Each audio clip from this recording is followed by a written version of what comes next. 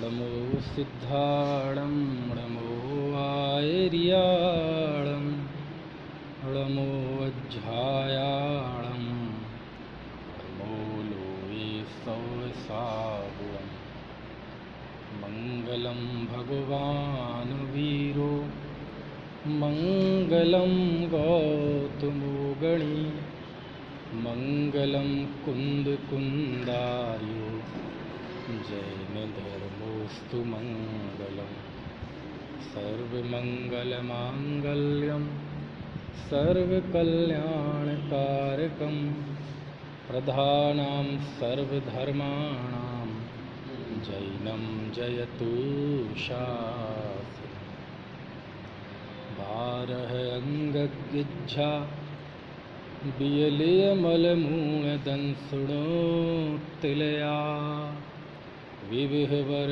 चरणभूषा पश्यौ स्वयदेवया स्वैरम् अनन्तधर्मणस्तत्त्वं पश्यन्ति प्रत्यगात्मनः अनेकान्तमयी मूर्तिर्नित्यमेव प्रकाशिताम्।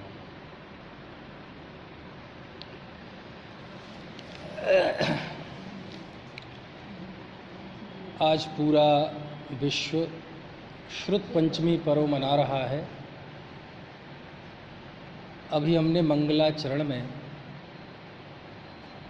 धबला के मंगलाचरण की एक गाथा बोली जिसका अर्थ है 12 अंग गिज्झा, 12 अंगों से गुथी हुई, बियले मल मूल दंसणुत्तिलया, 25 दोषों से रहित निर्मल सम्यक दर्शन से तिलक की हुई, विविहवर चरण भूषा और विविध प्रकार के सम्यक आचरण से विभूषित ऐसा श्रुत देवता प्रसन्न हो। अर्थात आज श्रुत पंचमी पर्व है। श्रुत पंचमी पर्व जिनवाणी के बहुमान का पर्व है, क्योंकि साधकों की साधना का संपूर्ण आधार जिनवाणी है। क्योंकि हमारी जो इंद्रियां हैं, जिन इंद्रियों से हम जानते हैं, यदि आँखों से पूछा जाए कि दुनिया कितनी है तो वो कहेगी जितनी ये दिखाई दे रही है उतनी ही दुनिया है। कानों से कहा जाए दुनिया कितनी है तो कहेगा जो हमें ध्वनियाँ आ रही हैं यही दुनिया है। जिह्वा से पूछा जाए संसार कितना है तो जिह्वा कहेगी बस खट्टा मीठा कड़वा कषायला तीखा ये स्वाद ही दुनिया है ना। नाक से पूछा जाए दुनिया कितनी है तो नाक कहेगी बस ये गंध जो है यही दुनिया है। और स्पर्शन इंद्रिय से पूछा जाए कि कहे दुनिया कितनी है तो कहेगी ये कड़ा नरम रूखा चिकना ठंडा गरम ये जो स्पर्श का एहसास होता है बस ये दुनिया है। यानी संसारी प्राणी की दुनिया तो केवल ये है ना। लेकिन इंद्रियां तो हमें बहुत अज्ञानी रखती हैं। लेकिन साधकों की साधना का जो आधार है वह इंद्रिय से जानी हुई ये दुनिया नहीं है। क्योंकि जब हम इंद्रिय और उसके विषय को ही सत्य मानते हैं तो हम भौतिकवादी हो जाते हैं। हम फिर उस लाइन पे चले जाते हैं यावत् जीवे सुखम जीवे तृणम कृत्वा घृतम पिबेत भस्मीभूतस्य देहस्य पुनरागमन कुतः। जब तक जियो सुख से जियो, ऋण लेकर घी पियो, क्यों देह के भस्म होने पर कौन सा हमें दोबारा आना है ना।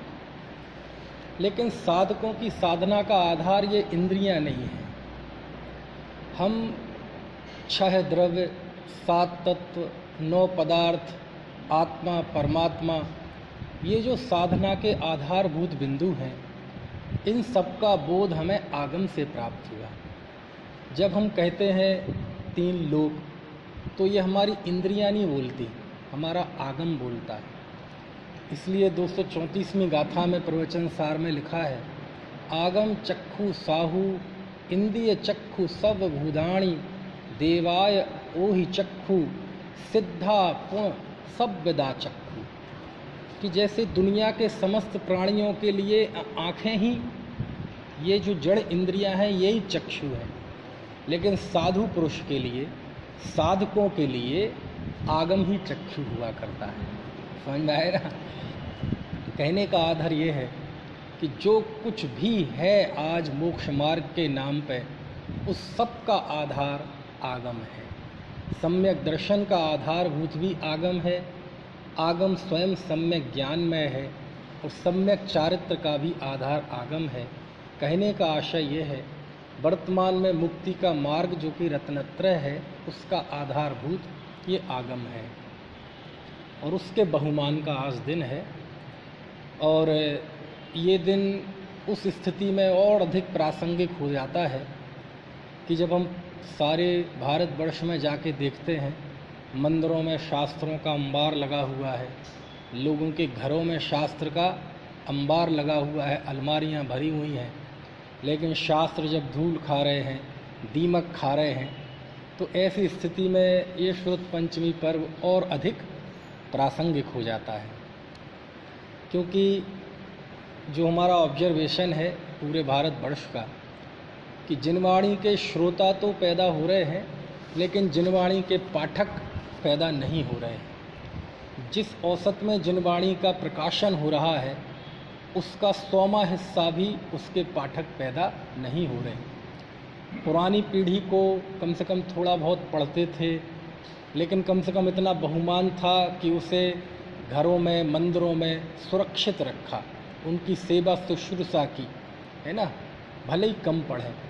लेकिन आने वाली पीढ़ी के हाल तो ये है कि वो, और ये हाल दिखने लगे हैं, वो दीपावली पे सफाई के नाम पे वो सब शास्त्र कबाड़ियों को बेच देते हैं, क्योंकि उनके लिए वह एक एकदम व्यर्थ की वस्तु है ना। और आगे आने वाले दिन तो और भी भयावह होंगे। वो कबाड़ी को बेच देते हैं जो हमारे लिए जान से प्यारी है, और वह शास्त्र के पन्ने जिन पर अमुकार मंत्र गाथाएँ लिखी होती हैं समय सार की, बाज़ार में जब वो कागज़ जाता है तो लोग उस पर चाउमीन रख के खाते हैं। तो जब ये स्थिति होती है तो फिर इस श्रुत पंचमी पर्व की महत्ता और इसकी प्रासंगिकता और अधिक बढ़ जाती है। क्या है श्रुत पंचमी पर्व का महत्व? देखिए, श्रुत पंचमी पर्व का महत्व शास्त्र लेखन, शास्त्र यानी सर्वज्ञ की भाषा को लिपिबद्ध करने से इसका संबंध है।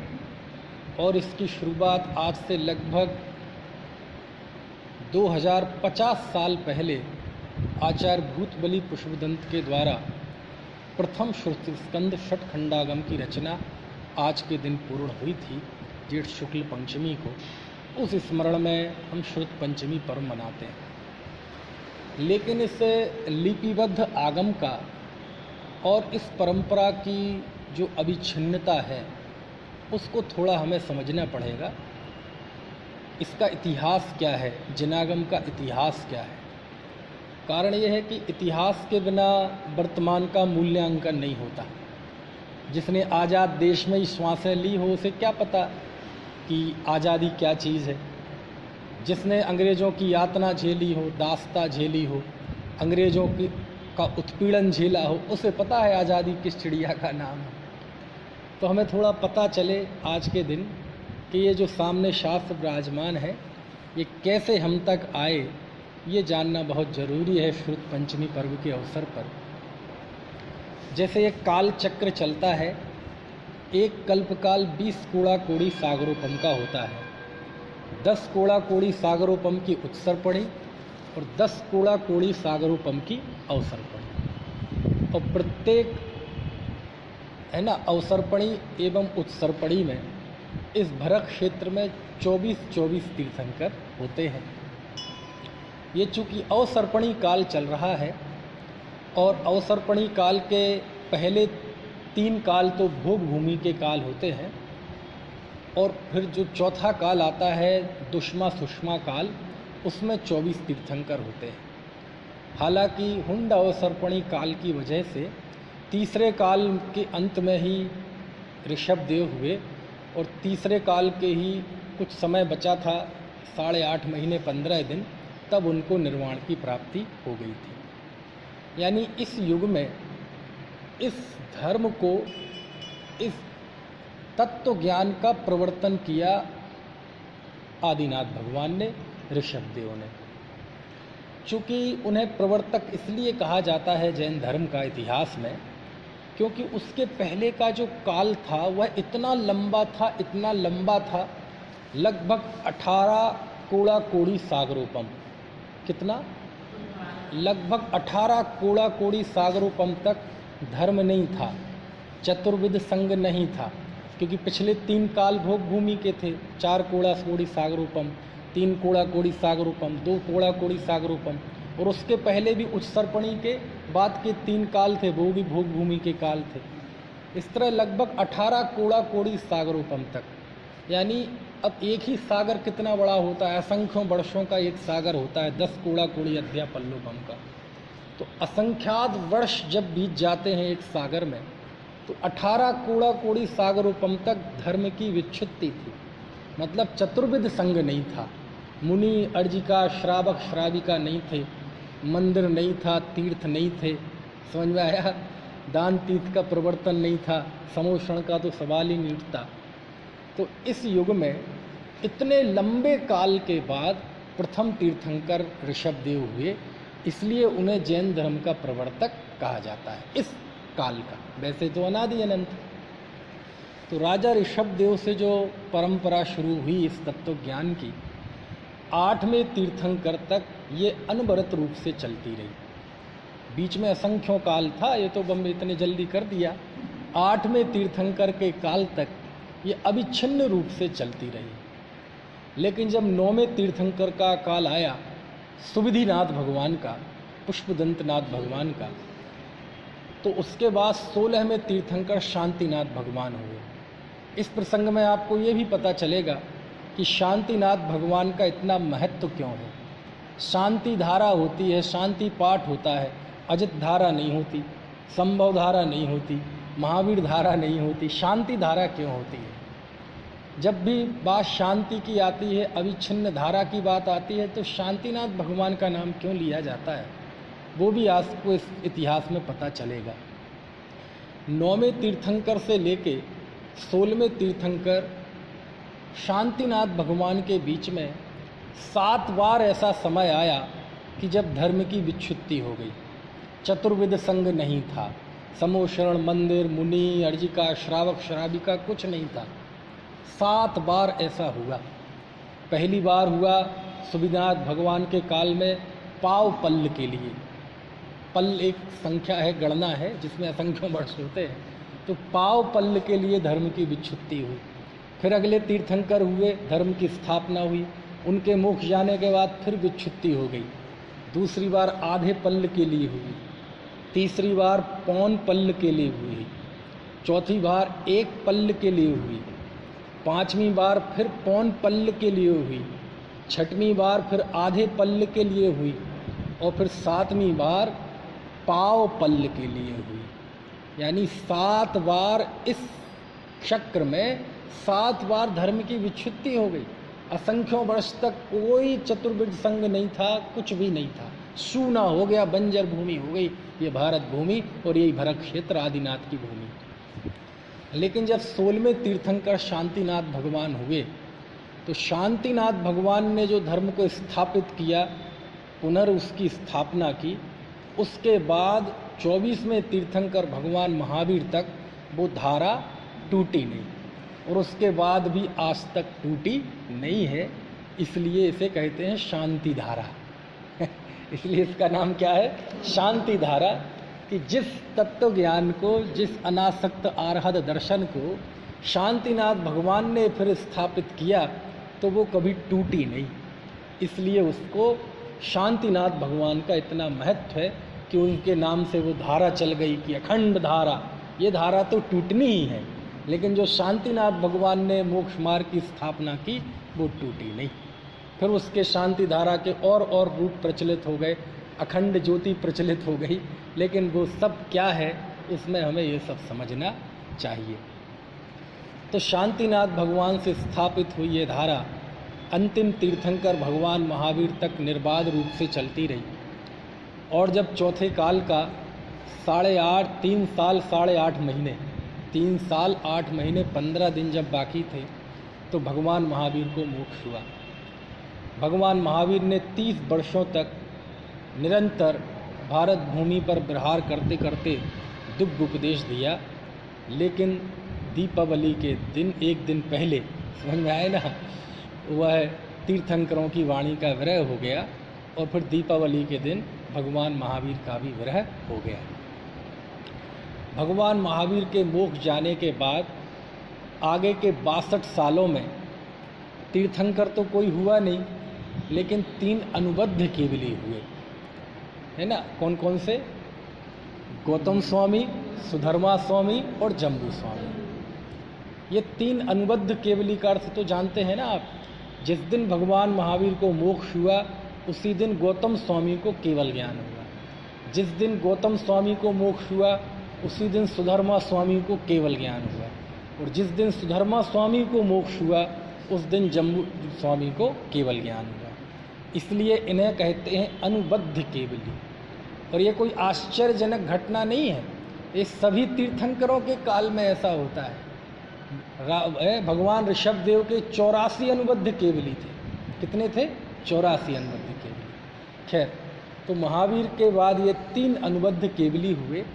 एक केवली का जिक्र और आता है, श्रीधर केवली, है ना, लेकिन उनका अधिकतर नाम इसलिए नहीं लिया जाता क्योंकि वो अनुबद्ध में नहीं थे ना, इसलिए। तो 62 सालों तक ये 3 अनुबद्ध केवली हुए।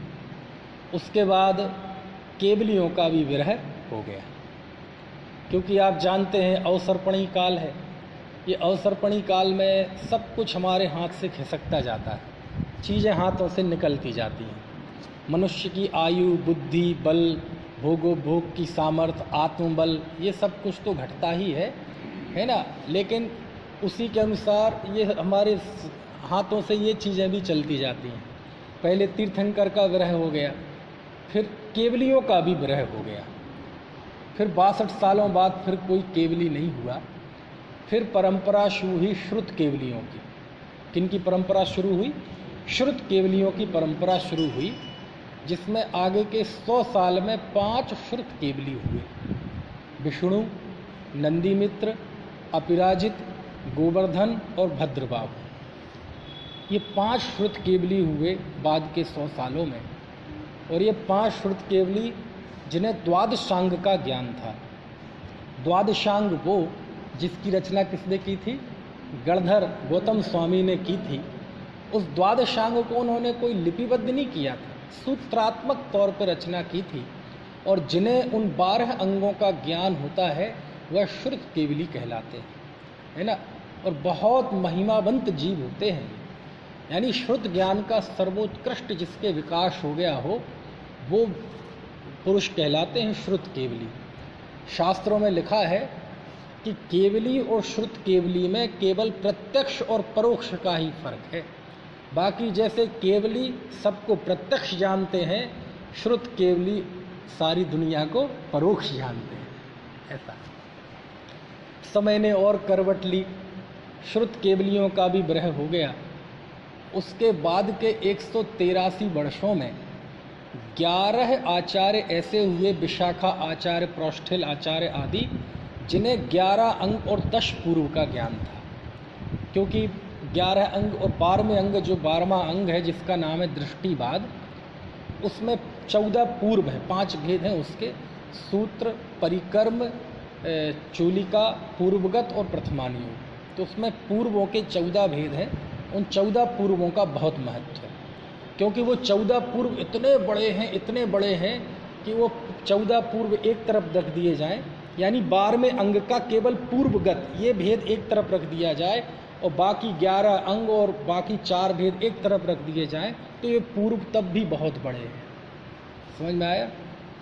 ऐसी भी कल्पना है, ऐसे भी माना जाता है कि गौतम स्वामी ने सबसे पहले इन पूर्वों की रचना की थी, इसलिए इनका नाम है पूर्व, पहले का। खैर जो भी रहा हो, तो ऐसे 11 अंग 10 पूर्वों का ज्ञान 11 आचार्यों को हुआ। और समय बीता, ज्ञान लुप्त होता गया और बाद के 220 वर्षों में 11 अंग के ज्ञानी 5 आचार्य हुए, फिर 9 अंग के ज्ञानी हुए, 8 अंग के ज्ञानी हुए। ऐसे ज्ञान कम होता गया और अंत में 1 अंग के ज्ञानी रह गए। और अंत में 1 अंग के ज्ञानी नहीं, बल्कि 1 अंग के 1 अंश के ज्ञानी रह गए। और ये समय चला भगवान महावीर के मोक्ष जाने के 683 वर्ष तक। कितने वर्षों तक? 683 वर्षों तक ये सिलसिला चला। और ये समय था लगभग आज से वही 2000 साल पहले, 2050 साल पहले का लगभग। उस समय एक आचार्य धरसेन हुए, जो कि बहुत ही तपस्वी, निमित्त ज्ञानी, चारित्रवंत और बहुत प्रबुद्ध आचार्य हुए। प्रज्ञा श्रवण उन्हें कहते हैं। प्रज्ञा श्रवण वे कहलाते हैं कि द्वादशांग का सूत्रात्मक ज्ञान भले ही ना हो, जिन्हें द्वादशांग का एक है ना सूत्र के बिना ही बहुत ज्ञान होता है, ऐसे प्रज्ञा श्रवण कहलाते हैं। ऐसे आचार्य धरसेन को प्रज्ञा श्रवण कहते हैं और इतिहास में उनका बहुत नाम है, क्योंकि उनका सीधा संबंध आज के श्रुत पंचमी पर्व से है। आचार्य धरसेन को ये जो द्वादशांग के 11 अंग तो विलुप्त हो गए।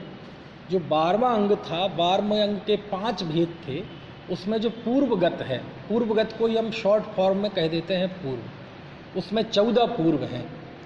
उसमें जो दूसरा अग्रायणी पूर्व है, वो पूर्व भी कई अधिकारों में बटा हुआ है। एक पूर्व में वस्तु अधिकार, एक वस्तु अधिकार में 20 प्राभृत अधिकार, जैसे होते ना शास्त्र में महाअधिकार, फिर अंतराधिकार, ऐसे।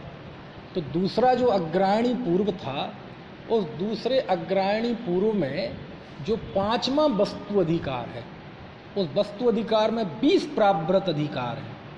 उसमें जो तीसरा प्राभृत अधिकार था, जिसका नाम था कम्म पयड़ी पाहुड़। क्या नाम था? कर्म प्रकृति समुत्कीर्तन, उतना ज्ञान था उन्हें, एक प्राभृत अधिकार का। अब वैसे देखा जाए तो बहुत था, लेकिन द्वादशांग में उसका हिस्सा देखा जाए तो समझ लो ये शास्त्र है ना, शास्त्र को खोल दो तो एक पृष्ठ निकलेगा, पृष्ठ में भी एक पंक्ति निकलेगी, पंक्ति में भी एक शब्द निकलेगा, तो समझ लो इतना है वो प्राभृत अधिकार। समझना है ना? उसका ज्ञान था आचार्य धरसेन स्वामी को। आचार्य धरसेन स्वामी निमित्त ज्ञानी थे और उनके बहुत बुजुर्ग हो चुके थे वो। उन्हें लग रहा था कि अब जीवन की शाम ढलने वाली है, तो उन्हें ये अंदर में भाव आया कि जिस तरह से हम लोगों की बुद्धि क्षीण होती हुए देख रहे हैं, जैन आगम बहुत बाद में लिखना शुरू हुआ। उसका कारण ये था कि पहले सब श्रुति परंपरा से चलता था, सुनकर पढ़ते, सुनकर सीखते थे और उसी के अनुसार चलता था, है ना। आचार्य धरसेन को लगा यदि ऐसे ही रहा, लोगों की बुद्धि कमज़ोर होती जा रही है, तो धीरे धीरे तो ये सब समाप्त हो जाएगा, कुछ नहीं बचेगा। तब उन्होंने ये सोचा कि क्यों ना मुझे जो उपलब्ध द्वादशांग के एक अंश का ज्ञान है, जिसकी रचना गणधर आचार्य ने की थी, उसके एक अंश का मुझे ज्ञान है, यदि ये भी खत्म हो गया मेरे साथ, तो ये ज्ञान भी मेरी चिता के साथ जल जाएगा। तब उन्होंने उसी समय यहाँ आंध्र प्रदेश में एक बेड़ा नदी के किनारे एक महिमा नगरी है, वहाँ यति सम्मेलन हुआ, मुनियों का सम्मेलन। 75वां युग प्रतिक्रमण चल रहा था उस समय, 5 साल के उसको एक युग कहते हैं। तो 75वां युग प्रतिक्रमण हो रहा था, यानी उसके पहले 74 हो चुके थे। 7 प्रकार का प्रतिक्रमण होता है, दैविक, रात्रिक, दिन का, रात का, ऐसे बढ़ते बढ़ते जाओ तो 5 साल में जो एक बार होता है उसे युग प्रतिक्रमण कहते हैं। तो 75वां युग प्रतिक्रमण चल रहा था, वो चल रहा था आचार्य अरहद बली के नेतृत्व में। एक आचार्य अरहद बली हुए हैं जिन्होंने संघ भेद किया था, खैर अब उसमें नहीं जाना चाहता मैं उस इतिहास में। तो आचार्य अरहद बली के पास, है ना, आचार्य धरसेन ने एक संदेश भेजा कि मुझे कोई 2 योग्य शिष्य आप भेजिए ताकि मैं अपने को उपलब्ध ज्ञान उन्हें दे सकूं। तब आचार्य अरहद बली ने 2 शिष्य, एक का नाम था नरवाहन, दूसरे का नाम था सुबुद्धि। उन दोनों को आचार्य धरसेन के समक्ष शिक्षा प्राप्त करने के लिए भेजा। जब वह वहाँ से गमन कर गए और धरसेन आचार्य के पास पहुँचने वाले थे, तभी आचार्य धरसेन के स्वप्न में 2 उन्नत धवल बैल दिखाई दिए उनकी ओर आते। तो वो निमित्त ज्ञानी थे धरसेन आचार्य, तो उन्हें इस बात का ज्ञान हो गया कि अब मेरी मुराद मेरी जो मनोकामना है वह पूरी होने वाली है। मुझे यहाँ आने के लिए अब उस समय कोई कम्युनिकेशन का साधन तो था नहीं, लेकिन उनका ऐसा परफेक्ट कम्युनिकेशन था, निमित्त ज्ञान, है ना, कि अब 2 वो शिष्य आने वाले हैं, चल दिए हैं। तो जब उनके मन में ये स्वप्न देखा और उन्हें उसका निमित्त ज्ञान हुआ, तो उनका हृदय उल्लास से भर गया, और उल्लास से भर गया, और उनके मुंह से क्या शब्द निकला मालूम? जयदु सुध देवदा। क्या निकला? अभी हमने मंगलाचरण में पढ़ा था ना, पसयउ सोय देवाज श्रीरम, है ना। जयदु सुध देवता, श्रुत देवता जयवंत वर्त। क्या शब्द निकला उनके मुंह से? क्या निकला? एक बार बोलो, जयदु सुध देवदा। बोलो, जयदु सुध देवदा। वो प्राकृत में थोड़ा सा भाषा का फर्क है, कहीं ये भी लिखा मिल सकता है जयउ सो देवा, है ना, लेकिन एक ही बात है। तो इस तरह बड़े प्रफुल्लित हुए, आनंदित हुए आचार्य धरसेन, और अंततः वह दोनों ही साधु नरवाहन और सुबुद्धि आचार्य के समक्ष पहुँचे। आचार्य की उन्होंने वंदना की। आचार्य ने कहा, मन में सोचा कि भाई मैं जो काम करने जा रहा हूँ जरा चेक कर लूँ, परीक्षा कर लूँ, ये उस योग्य हैं कि नहीं। यद्यपि आचार्य अरहत बलि ने बड़े चुन के ही भेजे थे, लेकिन सबको तसल्ली होनी चाहिए। तो आचार्य धरसेन ने उनकी परीक्षा ली। ये दोनों को एक एक मंत्र दिए कि जाओ इस मंत्र की साधना करो। 6 दिन तक उपवास करते हुए उन्होंने मंत्र की साधना की। एक मंत्र में कम अक्षर था, एक में ज़्यादा अक्षर था। दोनों की जब वो मंत्र सिद्ध हो गया तो 2 दिव्यांगनाएं प्रकट हुई। एक की आँख, एक कानी थी और एक के दांत निकले हुए थे। उन्हें लगा कि देवियाँ तो विकृत होती नहीं, देवियाँ तो सौम्य होती हैं, सुंदर होती हैं, जरूर मंत्र में कुछ कमी है।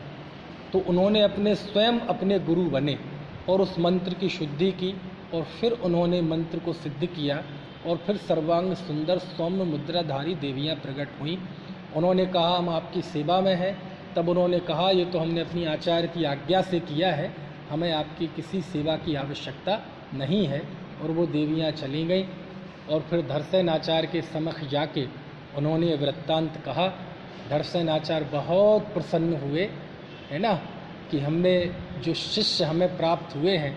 आचार्य धरसेन मालूम उस समय विचार करते हैं, धबला में लिखा वीरसेन स्वामी ने, एक गाथा में उन्होंने बहुत सारे उदाहरण देके, रूपक देके ये विचार किया कि कैसे कैसे श्रोता होते हैं, यानी जिनवाणी के सुनने के सीखने वाले की पात्र और अपात्र जीव का विचार करते हैं धरसेन स्वामी। मतलब मानो वो क्योंकि एक योग्य गुरु मिलना ये भी सौभाग्य है, लेकिन गुरु को योग्य शिष्य मिलना ये भी कोई कम सौभाग्य की बात नहीं होती।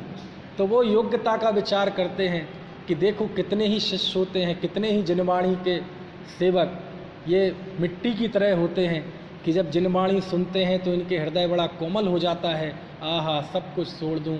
लेकिन ज्यों ही जिनवाणी सुनना बंद करते हैं कि मिट्टी कड़क हो जाती है, हृदय कठोर हो जाता है। जावाणी के ज्ञान ते हुई हृदय कठोर।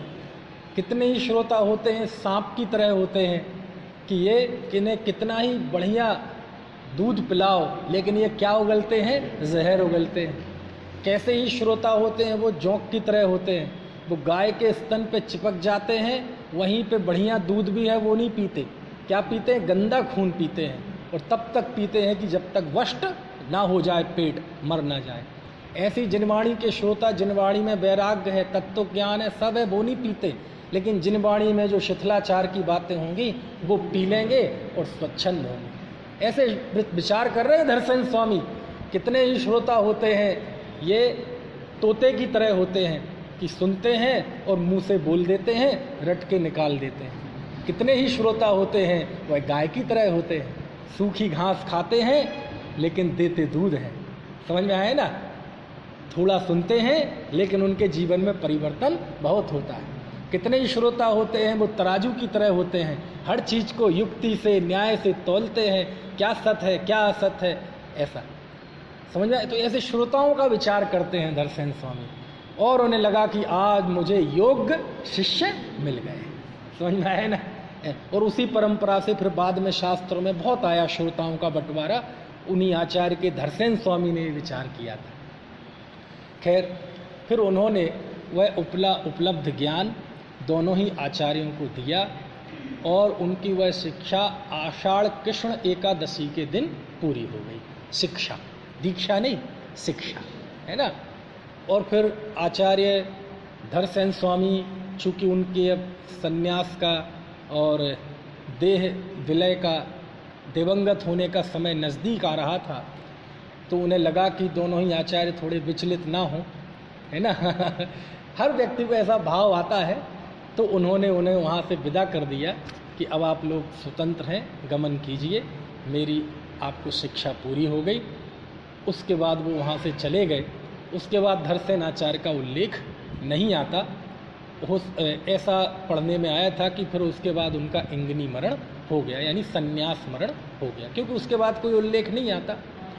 फिर दोनों ही आचार्य ने आके यहाँ अंकलेश्वर में चतुर्मास किया। अंकलेश्वर है ना यहाँ, हाँ। और चातुर्मास के बाद दोनों ही आचार्य, एक पुष्पदंताचार्य वनवास देश की तरफ चले गए और भूतबली आचार्य दूसरी तरफ चले गए। उसके बाद पुष्पदंताचार्य बड़े थे, उम्र में बड़े थे, और उन्हें भी वही भाव आया। तब उन्होंने उम्र के अंतिम पड़ाव में 20 अध्यायों में 177 सूत्रों की रचना की। कितने की? 20 अध्यायों में 177 सूत्रों की रचना की। और चूंकि उन्हें लगा कि मैं तो पूरा कर नहीं पाऊंगा, जो भी भाव रहा हो, उन्होंने अपने शिष्य, जो लौकिक जीवन में उनका भांजा था और उन्हीं से दीक्षित था, ऐसे जिन पालित के हाथ से वह लिखे हुए सूत्र उन्होंने भूतबली आचार्य को भेजे। इनका नाम कैसे पढ़ा ये, जब ये श्रुत अभी बताता हूँ कैसे पढ़ा। जब उनकी शिष्य पूरी दीक्षा हो गई थी ना, किनकी, जब शिक्षा पूरी हो गई थी, तो शिक्षा पूरी होने के बाद भूत जाति के जो व्यंतर देव हैं, उन्होंने उनकी पूजा की, शंख से, तूर्य से, सबसे, पुष्पहारों से पूजा की। उस समय उन्होंने जो नरवाहन थे उनका नाम भूतों के द्वारा पूजा की, तो आचार्य धरसेन ने उनको भूतबली नाम रख दिया। और जो सुबुद्धि थे उनके दांत टेढ़े मेढ़े थे, तो उन देवताओं ने उनके दांतों को बिल्कुल सही पंक्तिबद्ध कर दिया, तो उनका नाम पुष्पदंत पड़ गया। ऐसे उनके इतिहास में लिखे थे। खैर, जो वो 177 सूत्र 20 अध्यायों में विभक्त, उन्हीं का नाम है 20 सूत्र। उन्हीं का नाम क्या है? 20 सूत्र। धवलाकार की दृष्टि से कहा जाए तो उसी का नाम है सत्प्ररूपणा। और वो सूत्र उन्होंने जिन पालित के हाथ से भूतबली आचार्य को भेजे। आचार्य भूतबली को तो पता ही था आचार्य धरसेन की भावना क्या थी। भूतबली आचार्य ने उनका सद अभिप्राय जानकर फिर उसके आगे ग्रंथ की रचना की, और उन्होंने अन्य 5 खंडों की रचना की। और 5 खंड वो, और वह 20 सूत्र, वो भी एक खंड का थोड़ा ही सा है, वो तो बहुत छोटा है। इस तरह है ना, भूतबली आचार्य ने उसको फाइनल टच दिया एक तरह से, और षटखंडागम ग्रंथ की रचना हुई। और वह आज वैशाख शुक्ल पंचमी के दिन हुई, है ना। और जिस दिन ये इस ग्रंथ की रचना हुई, जिसे षटखंडागम कहते हैं, जिसमें 6 खंड हैं, जीवट्ठाण, खुद्दाबंद, बंद स्वामी विचय, वेदना, बग्गणा और महाबंध। इस 6 खंडों में उसकी रचना हुई। और जिस दिन ये रचना हुई, आचार्य ने और चतुर्विद संघ ने, समझ में आए ना, जो भी उस समय उपलब्ध थे उस क्षेत्र में, उस संघ के साथ मिलकर उन्होंने उस ग्रंथ की बहुत उत्साह के साथ पूजा की। वो ही आज का दिन है। और उसी के स्मरण में हम ये श्रुत पंचमी पर्व मनाते हैं। श्रुत का अर्थ है, और उसे प्रथम श्रुत स्कंद कहा जाता है। श्रुत क्योंकि दिव्य ध्वनि के द्वारा जो सुना गया ना गणधर आचार्य के द्वारा, वो कहलाता है श्रुत।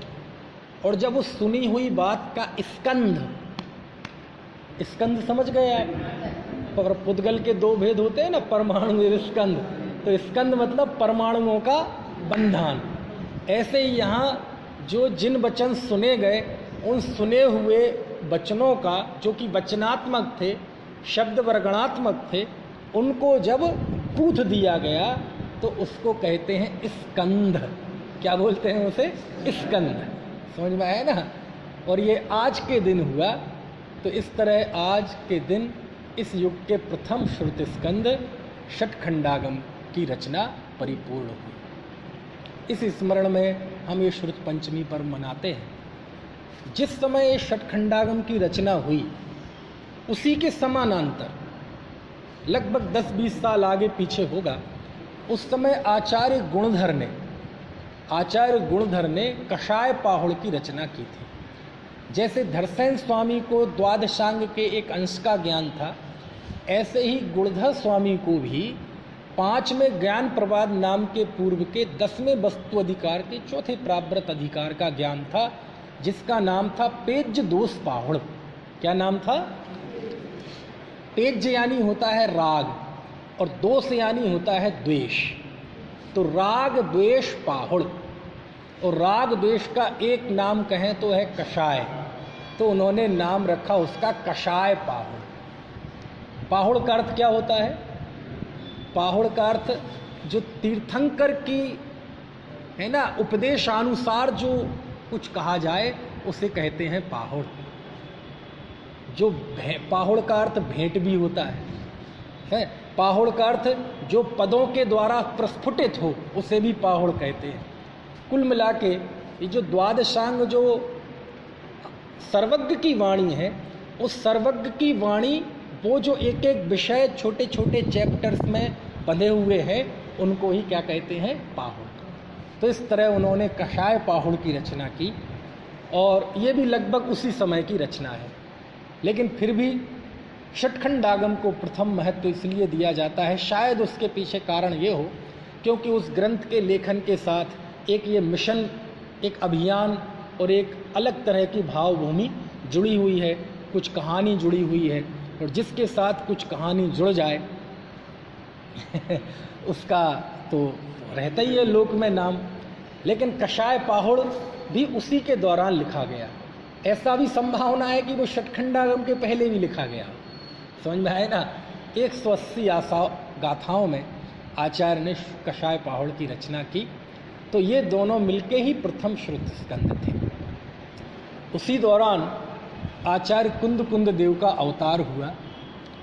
आचार्य कुंद देव को इस बात की चिंता हुई कि देखो, प्रथम श्रुत स्कंद स्थापित हो चुका है, कर्म सिद्धांत लिखा जा चुका है, लिपिबद्ध किया जा चुका है।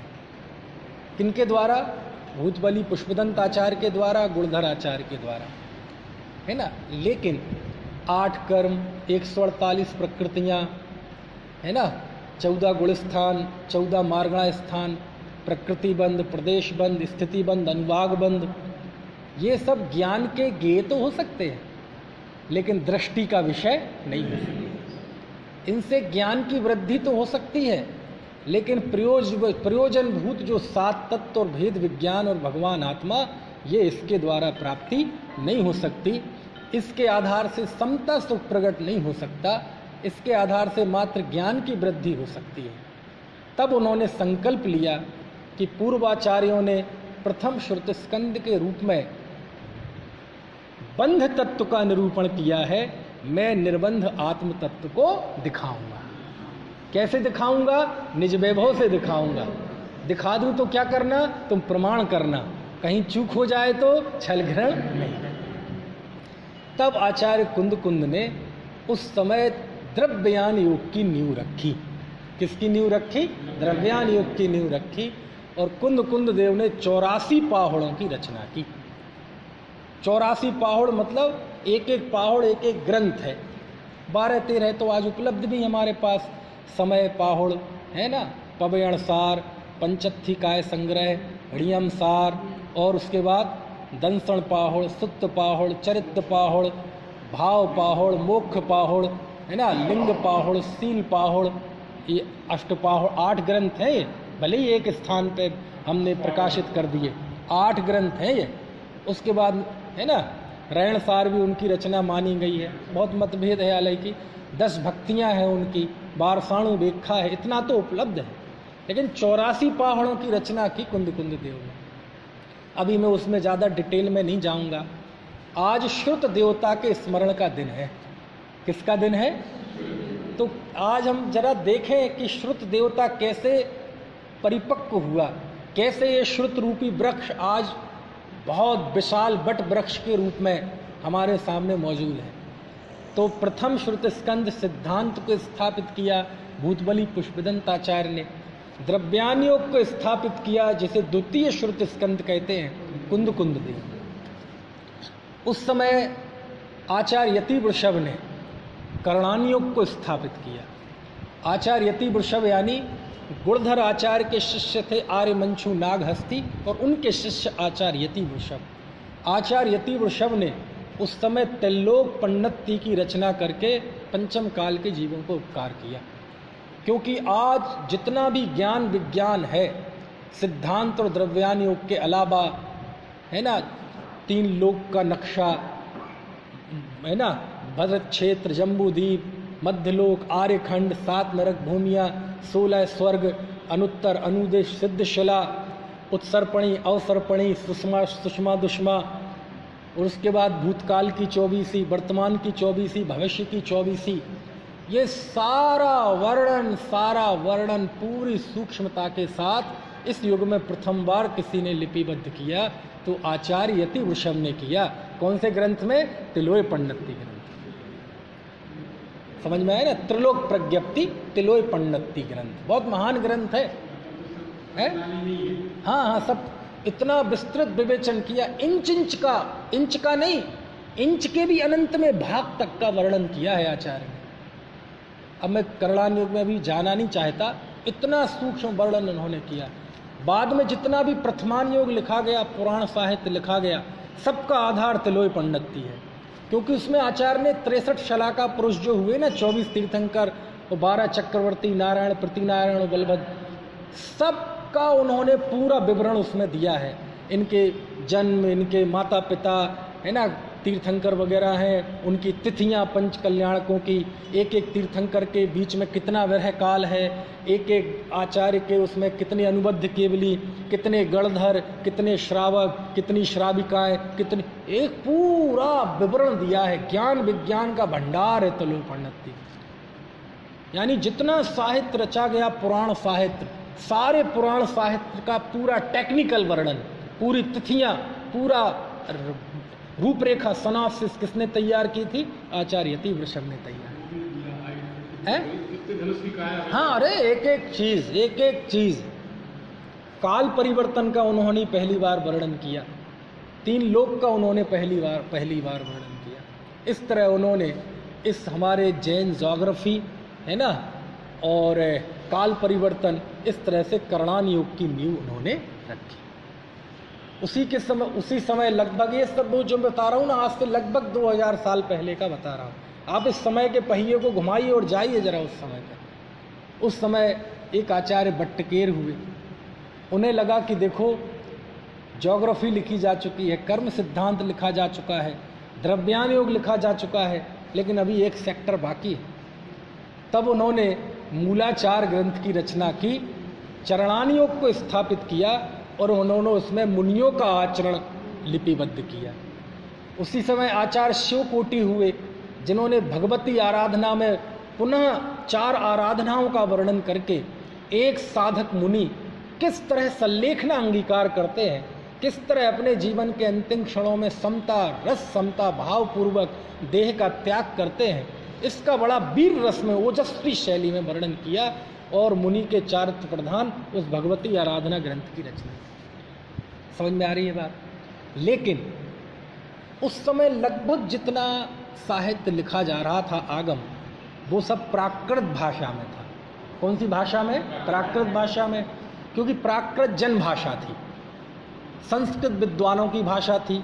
थोड़े लोग जो धर्म कर्म का अधिकार जिन्हें था वो ही बोलते थे, वो ही लिखते थे, पढ़ते थे, लेकिन जो आम जनता की भाषा थी वो प्राकृत भाषा थी। चूँकि दूसरी ओर ब्राह्मणों के तो धर्म कर्म का अधिकार थोड़े बिल्कुल कम लोगों को है, सब लोगों को है नहीं, शूद्रों को है नहीं, हाँ, तो वो तो उनके लिमिटेड लोगों के लिए, अल्पसंख्यकों के लिए है। लेकिन जैनाचार्य जैन दर्शन में तो ये धर्म प्राणी मात्र के लिए है। क्या जाति, क्या वर्ण, क्या धर्म, कोई भी जाति वर्ण धर्म का जीव हो, हर एक व्यक्ति को तत्व सीखने का, द्रव्य सीखने का, आत्मानुभूति करने का अधिकार प्राप्त है। तो उन्होंने अपनी इस भावना को, भाषा में भी उनकी ये भावना दिखी और उन्होंने जनवाणी की रचना जन भाषा में की। वो भाषा जो रिक्शे वाले, ठेले वाले, मजदूर, आमजन, किसान, खेतीहर, ये लोग भी जिसे समझ सके उस भाषा में। तब आचार्य कुंद देव के शिष्य उमा स्वामी आचार्य हुए।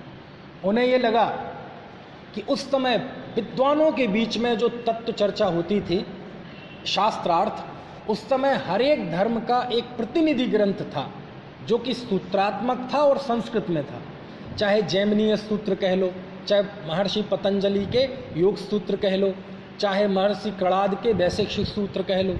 कोई पूछने लगे कि चलो जनभाषा तो ठीक, पंडितों के बीच में दर्शन और फिलॉसफी पे बात करने के लिए तुम्हारे जैनियों का कोई जैन धर्म को रिप्रेजेंट करने वाला, कोई उस पंक्ति में खड़ा रखने वाला कोई सूत्रात्मक ग्रंथ है क्या संस्कृत में, कि तुम अशिक्षितों की भाषा में ही बात करते रहोगे, अनपढ़ों की भाषा में ही? तब उमा स्वामी आचार्य ने इस कमी की पूर्ति की और उन्होंने इस युग के प्रथम संस्कृत के सूत्रात्मक ग्रंथ को, तत्वार्थ सूत्र को स्थापित किया, जो कि एक जैन दर्शन का सूचीबद्ध एक प्रामाणिक दस्तावेज है। समझ में आया ना? यानी जैन दर्शन को सूत्रात्मक रूप से एक पूरी रूपरेखा को रिप्रेजेंट करने वाला एक ग्रंथ है। इस तरह उन्होंने तत्वार्थ सूत्र की संस्कृत भाषा में रचना की। उसी के कुछ समय बाद एक और महान संत हुए जिनके नाम पे रोमांच हो जाता है, वो आचार्य हुए समंतभद्र आचार्य। कौन से आचार्य? उन्होंने कई ऐसे सेक्टर्स, कई ऐसी जनवाणी की शैलियों की नींव रखी। अभी बहुत सारी शैली बाकी थी, जिसमें एक शैली थी न्याय की शैली, न्याय। दूसरा था स्तोत्र। आचार्य समंतभद्र को प्रथम स्तोत्रकार कहा जाता है, आद्य स्तुतिकार कहा जाता है, जिन्होंने इस युग में प्रथम बार भगवान का स्तोत्र लिखा। स्तुति की नहीं, करने वाले तो थे ही, पहले भी थे, लेकिन लिखा। तब उन्होंने न्याय गर्भित, एक विधा से दो काम हुए, न्याय गर्भित स्तोत्रों की रचना की, जिसमें देवागम स्तोत्र, जिसका नाम आप्तमीमांसा है, दूसरा स्वयंभू स्तोत्र, स्तुति विद्या। और ये स्तोत्र ऐसे हैं, हाथ पे दिए रख के आप दुनिया में चले जाओ, इनकी टक्कर का आपको स्तोत्र नहीं मिलेगा। अभी समय नहीं है, नहीं तो मैं एक आध वानगी बताता उसकी। ऐसे गंभीर न्याय से भरे हुए स्तोत्र, भगवान की स्तुति की है इस अंदाज में, हे भगवान आपने सही कहा है, और क्या कहा है फिर उसका वर्णन।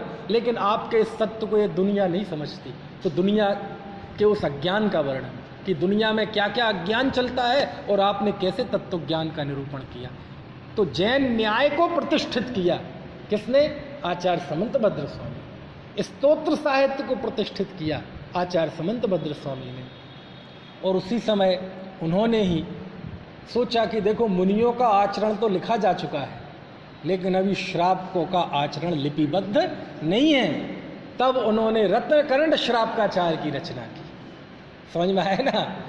इस तरह श्रावकों के आचरण को भी लिपिबद्ध उन्होंने किया।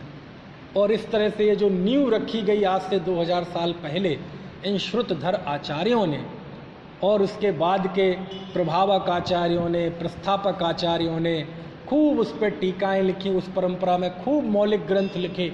और ये हमारा जो श्रुत वृक्ष था, यहाँ से पल्लवित होकर खूब शाखाएं प्रशाखाएं इसकी हो गई। जिस अध्यात्म को स्थापित किया था कुंद देव ने, उसकी एक पूरी है ना सुदूरवर्ती परंपरा चली, जिसमें आचार्य पूज्यपाद स्वामी ने अष्टोपदेश लिखा, समाधि तंत्र लिखा, आचार्य कार्तिकेय स्वामी ने कार्तिकेयानुप्रेक्षा लिखा, योगेंदु देव ने योगसार लिखा, परमात्म प्रकाश लिखे, मुनि राम सिंह ने पाहुड़ दोहा लिखा, अमित गति आचार्य ने अमित योगसार प्राव्रत लिखा, है ना। चलती रही परंपरा। आचार्य अमृतचंद देव ने कुंद कुंद के नाटक त्रयी, प्रवचन सार, समय सार और पंचास्तिकाय पर तत्व प्रदीपिका, आत्मख्याति और समय व्याख्या टीका लिखी। आचार्य जयसेन ने उन्हीं तीनों ग्रंथों पर तात्पर्य वृत्ति टीका लिखी। इस तरह ये द्रव्यान योग की अध्यात्म की बहुत सुदूरवर्ती परंपरा चली, जो कि कुंद कुंद देव ने शुरू की। सिद्धांत ग्रंथ की परंपरा बाद में मुख्य रूप से नेमीचंद आचार्य, जीव गोबट सार, जीव काट, लब्धि सार, क्षपणा सार और जीवकांड, कर्मकांड, लब्धि सार, क्षपणा सार, त्रिलोक सार, उन्होंने सिद्धांत और करणान योग के ग्रंथ लिखे। इसी श्रृंखला में, सिद्धांत ग्रंथों की श्रृंखला में 9वीं शताब्दी में, 8वीं 9वीं शताब्दी में एक और कलिकाल सर्वज्ञ हुए। कुंद कुंद देव को भी कलिकाल सर्वज्ञ कहते हैं, क्योंकि उन्होंने सर्वज्ञ का विरह भुला दिया। समंत भद्राचार्य को कलिकाल सर्वज्ञ कहते हैं, क्योंकि उन्होंने पंचम काल में सर्वज्ञ की सिद्धि की। एक और तीसरे कलिकाल सर्वज्ञ कहे जाते हैं, वो हुए आचार्य वीरसेन स्वामी। और श्रुत पंचमी के दिन आचार्य वीरसेन स्वामी की चर्चा ना हो, ये हो ही नहीं सकता। क्योंकि यदि आज हमें षटखंडागम सूत्र प्राप्त है, तो जब मूल बद्री में धवला टीका सुरक्षित थी, तो धवला टीका में ही षटखंडागम सुरक्षित है। क्यों? क्योंकि षटखंडागम की टीका आचार्य वीरसेन स्वामी ने लिखी 72,000 श्लोक प्रमाण। कितनी? 72,000 श्लोक प्रमाण टीका लिखी, जिसका नाम है धवल। और वह 16 भाग में उसके कैसे निकल के आई, वो इसका भी लंबा इतिहास है। कोई दर्शन की पूजन की वस्तु थी, पंडित टोडरमल जी को तो दर्शन मिले ही नहीं। एक आदमी को भेजा था लोगों को कि लेके आओ, तो रास्ते में ही खत्म हो गया। इतना दुर्लभ था, निकलना मुश्किल था। दर्शन पूजन करते थे मूल बद्री में, लेकिन कैसे निकली उसका एक लंबा इतिहास है। और 16 भागों में विश्व की ऐसी एक प्राचीन रचना, जो सबसे बड़ी निर्विवाद रूप से एक लेखक की लिखी हुई है, 72,000 श्लोक प्रमाण 16 भागों में प्रकाशित है, धवला रचना। समझ में आया? महाभारत है 1 लाख श्लोक का, लेकिन किसी ज़माने में उसमें केवल 10,000 श्लोक थे, आज 1 लाख हो गए। इसका मतलब क्या है? बाकी 90,000 मिक्स है। लेकिन ऐसी रचना जिसमें एक अक्षर का भी कोई मतभेद नहीं है, एक व्यक्ति के द्वारा लिखी हुई 72,000 श्लोक प्रमाण, जिसका मंगलाचरण में जो गाथा है, उसमें एक गाथा मैंने भी बोली थी, है ना। और उन्हीं वीरसेन स्वामी ने कषाय पाहुड़ पे रचना लिखी, 60,000 श्लोक प्रमाण जय धवला टीका, वो भी 16 भागों में मथुरा 84 से प्रकाशित है, जिसमें 20,000 श्लोक प्रमाण लिखी है आचार्य वीरसेन स्वामी ने। और बाद में फिर उनका देह विलय हो गया, स्वर्गवास हो गया, संलेखना हो गई। उसके बाद 40,000 श्लोक प्रमाण उनके ही शिष्य जिनसेन स्वामी ने लिखी। तो उन्होंने 92,000 श्लोक प्रमाण श्रुत की सेवा की, जिनवाणी की सेवा की। ये है श्रुत भक्ति। समझ में आया ना? जिस जिनवाणी के पढ़ने को, पढ़ाने को, जरा सी जिनवाणी की चर्चा हम करने लगे तो मालूम क्या कहते लोग? ये तो पंडिताई है, ये तो पंडिताई है। अरे जिन वचन को पढ़ना नयार्थ, मतार्थ, आगमार्थ, भावार्थ, न्याय से, व्याकरण से, ये भैया जिनवाणी की श्रुत भक्ति है। यदि पंडिताई होती तो ये पंडिताई सबसे ज़्यादा कुंद कुंद स्वामी ने की, 84 पावड़ लिखे। ये पंडिताई सबसे ज़्यादा वीरसेन स्वामी ने की, 92,000 श्लोक प्रमाण टीकाएँ लिखी। ये पंडिताई सबसे ज़्यादा समंत भद्र स्वामी ने की। ये पंडिताई सबसे ज़्यादा नेमीचंद्र स्वामी ने की। ये सबसे ज़्यादा पंडिताई अमृतचंद स्वामी, जयसेन स्वामी, पंडित जयचंद जी छावड़ा, गुरुदेव ने की 45 साल। यदि ये पंडिताई है तो ऐसी पंडिताई करने लायक है। बात समझ में आया कि नहीं? इसके बाद आप देखें, जो चरणान योग की नींव रखी थी, उसकी देखो आप सुदूरवर्ती परंपरा।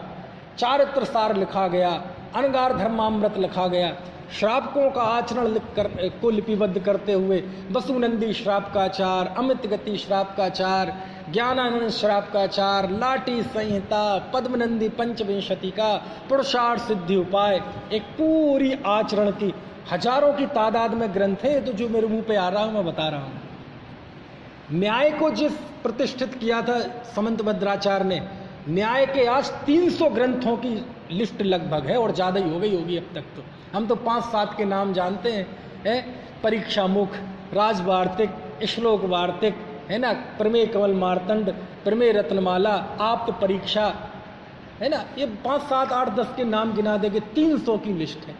और आपको क्या बताएं, हिंदी के एक बहुत बड़े विद्वान हुए हैं राहुल सांकृत्यायन। वो कहते, उनसे किसी ने पूछा कि पंडित जी बहुत बड़े विद्वान हुए, कि दुनिया की रचना किसने की, संसार की रचना? तो उन्होंने जवाब दिया, सृष्टि की रचना किसने की ये तो मुझे नहीं पता, लेकिन यदि दुनिया में साहित्य की रचना की है तो जैनियों ने की है। समझ में आया ना? इतिहास में यदि आगम शास्त्र मिलते हैं किसी के तो जैनियों के मिलते हैं। इतना विशाल हमारा श्रुत भंडार है, समझ में है, प्रामाणिक, किसी में पूर्वापर दोष नहीं, और किसी राग वेश से नहीं लिखे गए, सत्य महाव्रत के धारियों ने लिखे। समझ में आई बात की नहीं है? ऐसा प्रथमान योग को जो मूल ग्राउंड तैयार किया था यति वृषभाचार्य ने त्रिलोक पंडिती में, उसमें देखो आप इतना बड़ा वृक्ष प्रथमान योग का, जिसमें आचार्य जिनसेन ने महापुराण की रचना की। उनके पहले आचार्य रविशरण ने 4वीं शताब्दी में पद्म पुराण की रचना की। जिनसेन आचार्य का जो महापुराण है ना, कहते हैं यदि भारत का इतिहास आपको देखना हो तो जिनसेन का महापुराण देखो, वहीं आपको भारत का प्रामाणिक इतिहास मिलेगा। समझ में आया ना? 63 महापुरुष, 63 शला का पुरुषों का वर्णन किया उसमें, जिन्होंने आदि पुराण की रचना उन्होंने खुद की, उत्तर पुराण की रचना उनके शिष्य जिनसेन स्वामी ने की। जिनसेन स्वामी ने की, उस बाकी की रचना गुणभद्राचार्य ने की, है ना। उसके बाद पुष्पदंत कवि का महापुराण, हरिवंश पुराण, पांडव पुराण, 24 पुराण, श्रीपाल चरित्र, महावीर पुराण, सैकड़ों की तादाद में हमारे सामने आज वह यति वृषभाचार्य ने जिसको स्थापित किया था, वो परंपरा आज हजारों पुराण ग्रंथों के रूप में आज हमारे सामने मौजूद है। समझ में आया ना? ऐसी ऐसी टीकाएं लिखी गई, तत्वार्थ सूत्र पे सैकड़ों टीकाएं। आचार्य पूज्यपाद ने सर्वार्थ सिद्धि लिखी, आचार्य अकलंक देव ने राजवार्तिक लिखी, श्लोक वार्तिक लिखी आचार्य विद्यानंद स्वामी ने। समझ में? श्रुत सागर सूर्य ने तत्वार्थ वृत्ति लिखी, भास्कर नंदी ने उस पर टीका लिखी, पंडित सदाशिव दास जी ने अर्थ प्रकाशिका लिखी, सैकड़ों टीकाएं एक एक ग्रंथ पर लिखी गई। यानी इतना विशाल हमारा श्रुत हो गया, और इसमें विद्वानों ने भी कोई कम काम नहीं किया। चाहे माल्य धवल हों, चाहे पंडित आशाधर जी हों, चाहे पंडित बनारसी दास हों, चाहे राजमल जी हों, चाहे महापंडित टोडरमल जी हों, चाहे भूदरदास जी हों, चाहे दौलत राम जी हों, चाहे जयचंद जी छावड़ा, अरे क्या नाम लें साहब जयचंद जी छावड़ा का, कल्पना नहीं कर सकते कितने महान, मतलब ये टोडरमल जी वगैरह सब ऐसे थे कि ये भूल जाओ कि आप ये वस्त्रधर थे, गृहस्थ थे। यदि एक गृहस्थ को गौण कर दिया जाए, जिसकी वजह से आज उन पर लोग छीटा कशी करते हैं, तो अकलंक देव के समकक्ष लोग थे। लेकिन वस्त्र यही था कि वो वस्त्रधर थे, पंडित थे, इसलिए लोगों ने अनेक तरह की बातें कर दी, नहीं तो अकलंक देव से कम नहीं थे आज पंडित टोडरमल जी। ऐसे एक विद्वानों की सुदूरवर्ती परंपरा चली, और आज हमारे सामने मैं कह सकता हूं कि हमारी तो 5 उंगलियां भी समझ में है? कितने आसानी से हम पढ़ जाते हैं। सच में महिमा है अगम जिनागम की महिमा है, मिथ्यातम नाश वे को, ज्ञान के प्रकाश वे को, आपा पर भास वे को, भानु सी बखाना, सांची तो गंगा यह बीतराग वाणी, अभिछिन्न धारा निज। अभिछिन्न का अर्थ क्या है सोचो तो, शांतिनाथ भगवान से जो शुरू हुई, बिना छिन्न भिन्न हुए आज तक चल रही, इसका नाम अभिछिन्न धारा। वीर हिमाचल तैनिक सी, गुरु गौतम के मुकुंड धरी, मोह महाचल भेद करी, जड़ की जग की जड़ता तप, तीर्थंकर की धुनि गणधर ने सुनि, अंग रचे ज्ञान। कितना है हमारे सामने, सच में ऐसा लगता है कि इससे बढ़िया कोई युग दूसरा नहीं हो। गांधी जी ने एक फौज की स्थापना की थी। बस 2 मिनट में पूरा कर रहा हूँ, टाइम हो गया है। गांधी जी ने एक फौज खड़ी की थी, गोली मारने वालों की नहीं, गोली खाने वालों की। वह सत्याग्रहियों के साथ हाथ में झंडा लेके अंग्रेज़ों के सामने खड़े हो जाते, इंकलाब जिंदाबाद, अंग्रेज़ों भारत छोड़ो। अंग्रेज कहते, वो तो शस्त्रों से लैस होते थे, अधिकारी, झंडा नीचा कर दो नहीं तो हम गोली मार देंगे। ये फिर भी हाथ में झंडा लेके इंकलाब जिंदाबाद, अंग्रेजों भारत छोड़ो। और जब वो ज्यों ज्यों धमकाता सामने वाला ऑफिसर, इनके हौसले और बढ़ते जाते और इनका जोश बढ़ता जाता। समझ में आया ना? अंततः उसने सामने वाले के सीने में गोली उतारी और हाथ में जिसके झंडा था उसके सीने में गोली लगती है और वो वहीं धराशायी हो जाता है। और पीछे जो खड़ा था उसने वो झंडा थाम लिया। गिरना, झंडा ना गिरना चाहिए। तुम जमीन पे गिर गए, तुम्हारी है ना, तुम्हारे महत्व नहीं है। किसका महत्व है? झंडे का महत्व। उसने कहा, ए झंडा नीचे कर दो नहीं तो गोली मार देंगे। बोले हम तो देख चुके हैं, तुम मुंह से क्या बोल रहे हो? हमारे सामने एक मर चुका है, शहीद हो चुका है, तुम धमकाने में वक्त ज़ाया मत करो, तुम तो मारो गोली। और उसने दूसरे को गोली मार दी और जब वो गिरने लगा तो झंडा पीछे वाले ने थाम लिया। बोले तुम गोलियां मारने वालों की गोलियां खत्म हो जाएंगी लेकिन हमारे हौसले पस्त नहीं होंगे। तुम मारो, हम मरते जाएंगे लेकिन इस झंडे को गिरने नहीं देंगे। जब ऐसे दीवाने, ऐसे सिरफिरे, ऐसे जज्बाती अहिंसा है ना सत्याग्रही हुए, तब देश आज़ाद हुआ। समझ में आए ना? ये काल चक्र था, काल प्रवाह था। आदिनाथ से झंडा छूटा, सबसे पहले आदिनाथ ने थामा, थामते चले गए, थामते चले गए।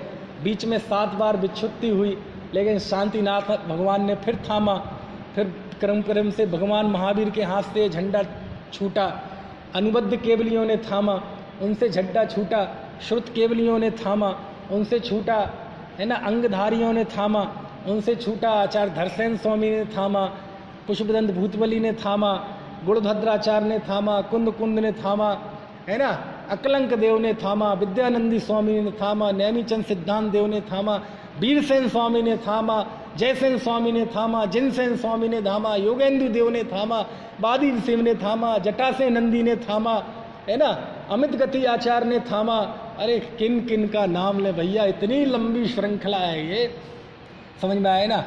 और मैं कह सकता हूँ कि इस ध्वजा को 20वीं शताब्दी में पुनः एक आध्यात्मिक है ना महापुरुष ने थामा। समझ में आया ना?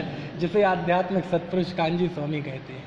और आज भी विद्वान, सभी विद्वान, प्रभावक वर्ग, त्यागी वर्ग ने सब मिलके उस झंडे को थामे हुए हैं और ये झंडा आज तक गिरा नहीं है और न गिरेगा। लेकिन कब कि ये जो श्रुत की परंपरा आई है ये जीवंत कैसे रहेगी? पत्थरों पे तो उकेर दी गई, ताम्र पत्तों पे भी उकेरने का काम चालू है, छपाई चालू है, मंदिरों में चालू है, लेकिन ऐसे जिंदा रहेगी? ये तो जड़ चीज़ें हैं, ये तो एक दिन खत्म हो जाएंगी। देखो श्रुत की परंपरा तो, धर्म की परंपरा तो धार्मिक से चलती है, धर्मी से चलती है। वो श्रुत को जब हम स्वयं अंदर में उतारते हैं और स्वयं समरसी होते हैं, स्वयं रत्नत्रय को जीते हैं, तब उस श्रुत की परंपरा चलती है। तो श्रुत पंचमी का दिन आगम के बहुमान का, हमारे उन महापुरुषों का जिन्हों की करुणा की वजह से आज हम समृद्ध हैं, हमारे पास कोई भी कमी नहीं है जिनवाणी की श्रुत की, उनको स्मरण करने का है, उनकी भक्ति करने का है। और उनकी भक्ति का भौतिक तरीका तो ये है कि हम जिनवाणी की भौतिक सेवा शुश्रूषा भी करें, घर में शास्त्र है तो उनकी सेवा शुश्रूषा करें, उन्हें धूप दिखाएं और उनके अनुसार अपना जीवन बनाएं। यही श्रुत पंचमी।